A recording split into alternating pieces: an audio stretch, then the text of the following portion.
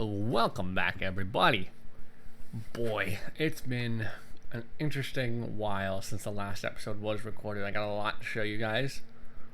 And I am sorry, I gotta apologize. Today, episode 4 will be released. It's uploaded, it's labeled, it's set to release this evening. So, we're good to go there, but it was a long break between 2 and 3, and not for lack of recording time, but because YouTube, holy crap, YouTube's upload speed was just having issues. My upload speed was fine. My internet was doing alright, but YouTube had this weird issue where my 30-minute 1080p video usually takes about an hour and a half to upload, maybe an hour. It was going to take about 8. So that was really kind of frustrating. It took me a while to figure out that it was YouTube, and it wasn't until I watched another video where somebody said they were having the same issue that I began to realize that it wasn't just me. But I do apologize for that. I got some things to show you. So we ended off last episode making this boiler here, and we had that dumb generator creating steam. I found out how you're actually supposed to make steam. You're supposed to use a boiler, which makes sense. Just give it water and give it heat, and bada boom, you make steam. So this one's full on steam. When I converted these pipes to the actual copper pipes from Magneticraft, I thought that might help. Doesn't really seem to make a difference. In fact, it doesn't really seem to work that well at all. Works fine for the one, but it doesn't seem to be pulling out of here, and it's not like my boiler is full. Get off of there. Right? It's not, it's full of steam. But we are producing a good tick of electricity. So that's what I've done. This year, I have made some armor. And the armor is a modular armor. So I look pretty cool right now. Alright? This modular armor, though, obviously requires you to have some pieces added to it. And I can show you. Right click, we got a bunch of stuff added, a bunch of modules already. Oops. And what you do is you look at the recipes for the module, what you want to use. Calf shields. Rocket packs are easy. The hard part's inventing the calf shields. Not really sure what those are for. I wonder if I can just click this. I gotta see that. Explosion protector. We're gonna throw that on probably this episode, maybe. Long fall dampeners, and it says whether or not it can be used with this piece of armor. So if I go through, you'll see the jump boost is actually not needed on the feet, but it would be needed on the legs. And then once you have them, you click over here and you can configure how much you actually want them to do. Obviously, the higher up it is, the more power it'll take. So we've got 2 power upgrades, and we can do 2 more pretty easy. So that'll take care of that for us. But that has given us some decent armor to work with. I'm kind of done with the RR pick for now. I use it for big things, but I'm tired of using it to run, so I'm going to try and add speed upgrades to my armor because I can do that. But in the process of making this, you just need this tempered electrum. I went ahead and I made a bunch of electrum using some gold and sand, or gold and silver. I made a stack of it. But to actually get it to this point, because we don't have thermal expansion, it's a little different than it's been in the past. You need to get this heated electrum, which is pretty easy. Just cook it up. And then you turn it into tempered electrum, which is really tedious to do because you need this bucket of water. So I set up this system here. Get a crafter from RF Tools to take care of that for me. And I was just pumping. This is a blue power deployer here. Just right clicking on a tank of water. Obviously we have that infinite water source underneath these boilers. Taking care of that. So I also made myself the iBench Plus. Really not that hard to make. You need a crafting core plus, a blueprint, which is pretty easy. You need a bit of gold, bit of iron, and this is pretty. You need the notch apple, which required a lot of gold. So that was not a problem for us, and that's because of a really cool farm, EMC type farm that I've got set up over there. I'll show you guys in a minute, but this is producing a lot more steam, and I think what I want to do is I want to go ahead and just break these because they don't really seem to take enough steam out. And I may even need to upgrade these pipes. So we'll go ahead into our bag here. We'll grab this. Oh yeah, I got that set on wrench. So we'll do doesn't really matter at this point. All right, now that should, there we go. Now it's filling with steam the way it's supposed to. So these pipes don't really handle multiple sources from the same, through the same channel very well, or the copper pipes, which is unfortunate because I made a lot of them. All right, so that's that. The other thing that we changed from last episode was this guy. We actually did end up using the electric furnace. It's a lot faster and it seems to double ores, or dust anyways. And I put the tungsten heating coil in it. It needs a heating coil to work. So electricity plus a heating coil equals super fast work. And it seems to use the electricity going into the furnace is maintainable a lot better than the electricity that was being used to power the heater. So it seems to be working a lot better. And the other thing I did is I disconnected the electricity from coming through here because it seems to have had a bit of a bottleneck. Just eat real quick. And instead, you can see I've got a transformer medium to high and low to medium. So we got high voltage power running underneath this, right? So it goes underneath the multi-block, the grinder here, goes around the corner. Oh boy, I'm stuck. And eventually it comes over to the battery, which is going to come out and be transferred to high voltage, and it seems to transfer power better that way. Made a little tree farm. It was doing pretty good, but it ran out of durability. And so that's how we've gotten that going over here. I got to keep my head down because I don't want to show you the other thing I've been working on. And so I made this drill, which is a redstonic drill, right? Which we can make drills and swords from, and it's pretty cool. So if you look at redstonic, it'll give you this book, but it's sort of like a modular Tinker's based drill system, but it doesn't need Tinkers or anything really. So you got to make the redstonic modifier as your key component, and then you have to that's odd. Why is that like a creative one? Yeah, maybe not. You got to pick a drill head that you want to use. There's lots of different kinds, and a drill body based on their different attributes, and a battery. So we've got a great flux battery in here. I think maybe not. Yeah, great battery is what I did, which requires enderium, which it's really easy to make when you don't have thermal expansion installed. It's just diamond dust and tin dust. It's really easy to make. So we went right for the big one. So we got the enderium body as well, which allows up to 3 augments. So when you're in the redstonic modifier, you can click on and read the book, which you don't need to have on your person, which is pretty cool. But you put your drill in here, and I can disassemble it, and you'll see the flux battery has this much charge. This is the body we used, and we're using the Silk Touch head with a speed and speed 2 augment. And we can rename it, which is pretty cool. What on earth? I don't know if you guys heard that. That was odd. Yeah, so that is what we've been using to dig, because that'll do pretty much everything as well. And then we're going to add, I think we're going to try and get the enderium sword here because it's a bit more powerful than this guy. And we can give it even bonus damage, so it can be a lot more powerful. So we're going to work on that at some point. And this takes us over to here, which is, this was an adventure. This is a minium condenser from Simple Condensers, right? Simple Condensers is pretty easy to get into.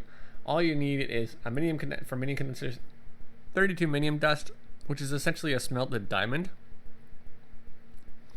1 minium dust is it's not a smelted, but a diamond in here.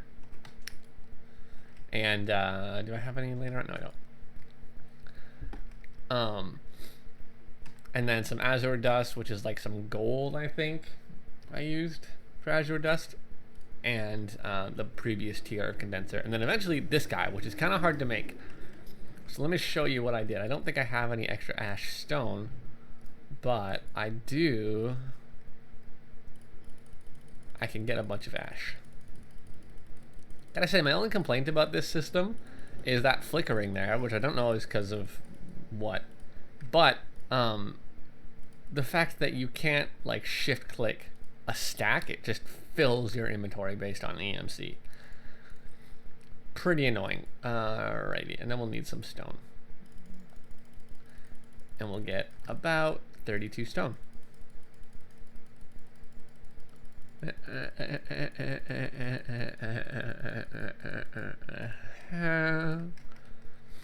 And this will make us a whole bunch of ash stone.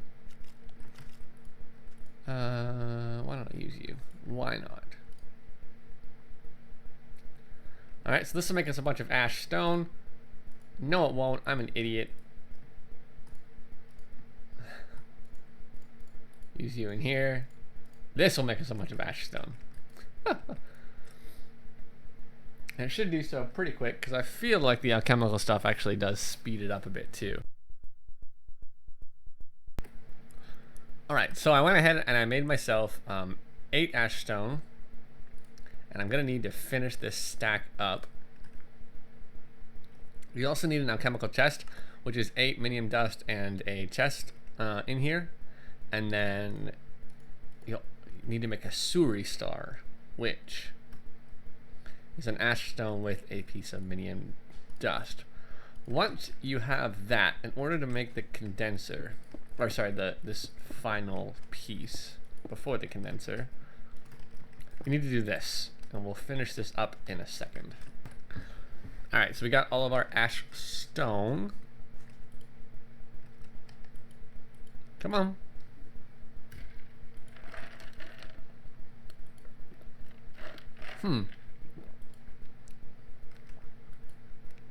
Bizarre. Alright, that was weird, but we're back. So, we're going to take our ash stone and just cover up this box. And then right click it with this. What? What? Oh yeah. I forgot a key component. Then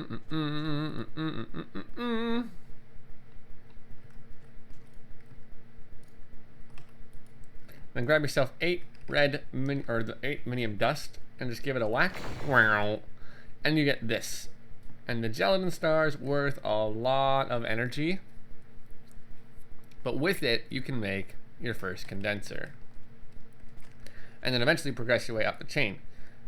You can actually get these from EMC as well. So you may want to scan the first one you get.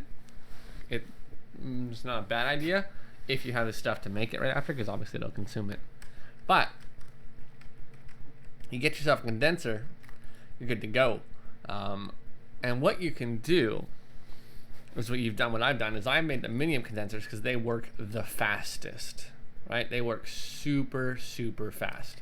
And I think what I will do is I've just realized I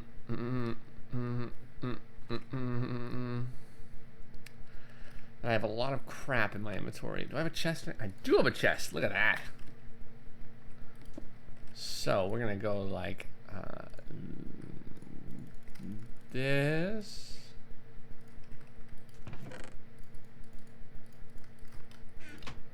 Actually, you know what we're gonna do?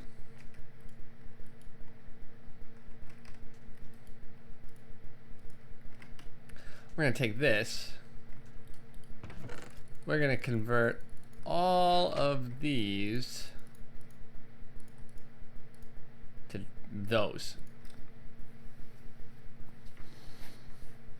All right, that'll be a good chunk of EMC right there.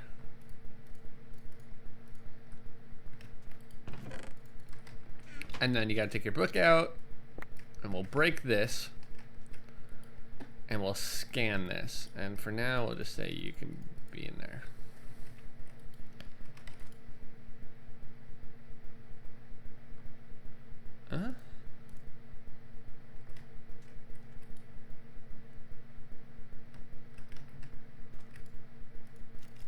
Interesting. It says I can make it, but it also didn't consume it, which is pretty crazy. So we'll take our, I need a diamond.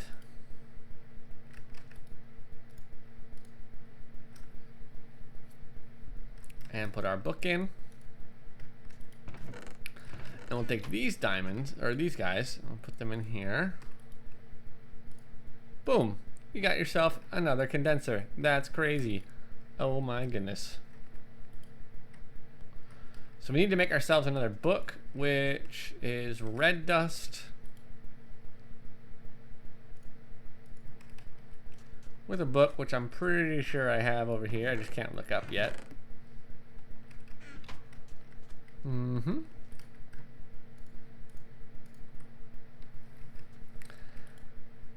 And we'll go ahead and we'll add this to the fun, because why not?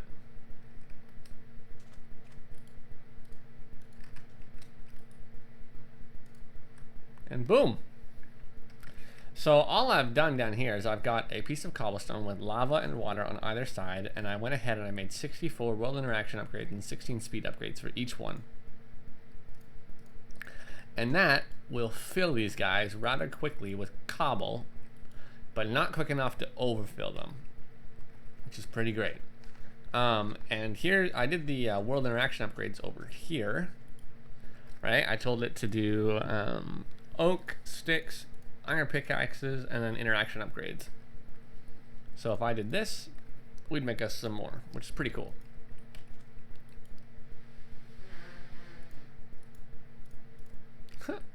Yeah, so that's what I've been doing. The other thing that I've been doing is I've been working on a place to live, on a place to move everything in and just start to actually work on a functioning base. And work on a functioning base that's not just me in a desert field in a canyon. So this is what I've been working on. And I don't know how I feel about it. I was going for like, well, initially my thought was steampunk, and then I kind of veered away from that to old-fashioned advanced technology from somewhere. So I don't know how I feel about it. It's a lot of chisel blocks. I like the floor. I like what I've done with the floor. I don't know about this one. This was more just to make sure I remember where center is. But I do like the floor. I like these kinds of walls. I don't know about this entranceway. And I love these lights. These are from Apple Milk and Tea, which is a really cool mod. But you require a bit of steel around an onyx glow block, which is just redstone around an onyx block, which is one of these Chalcedony blocks. Where's that one? Which is made by smelting up flint blocks, which is for flint, right? So it's pretty easy to get. And then what I did is, the problem was they weren't, I have F7 turned on right now. So if we run over here, oh, you know what? I logged out. Hold on. There we go. So F7 is turned on. If we come back over here, oh, we'll see there's nothing. And the reason is not because of these lamps. These lamps give off a good amount of space. Quite a lot of light actually comes from these lamps. But they're not filling the room the way I would have liked. So I went ahead and I made some of these paintable blocks, which when you craft 4, make these 16 paintable covers. And I'm just realizing now I could probably put these down, can't I? No? Oh, I can. Wow, that's cool.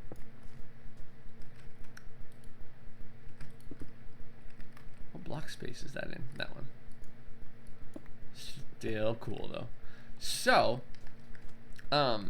if you take a bit of glowstone, which we don't have a lot left of because I've used it all,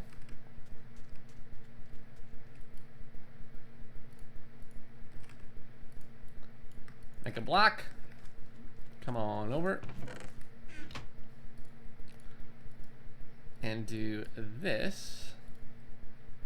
you get yourself a painted glowing block. Paintable glowing block. Which is what I've got lacing the top up here.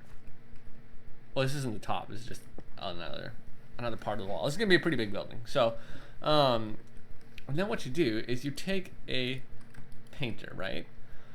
And you right click on a texture you would like to, or shift right click on a texture you want it to be. And when I right click on this, boom.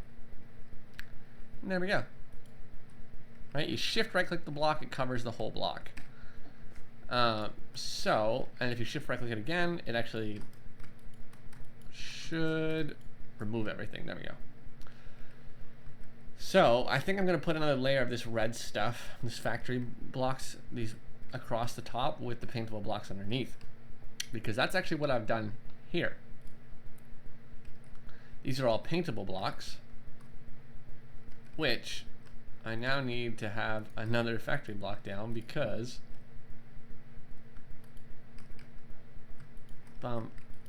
these are all covered in paint, and now I could do all these up here as well. And that's actually what's illuminating the outside of this platform on the ground here, because none of this stuff would have light on it if they didn't. Thankfully the light goes in every direction from these blocks. So these are really cool. This actually might be a paintable block as well. Yeah, it is. And then you can do different colors on different sides. So we're lighting up everything with that. And I like how it's coming. But I've got a lot of work to do. So let me take a quick break here and I'll be right back. All right, well, that's actually going to be all of the time that I have for today. So hope you guys enjoyed it. Until next time, I'm going to try and get some work done on this building. Deuces.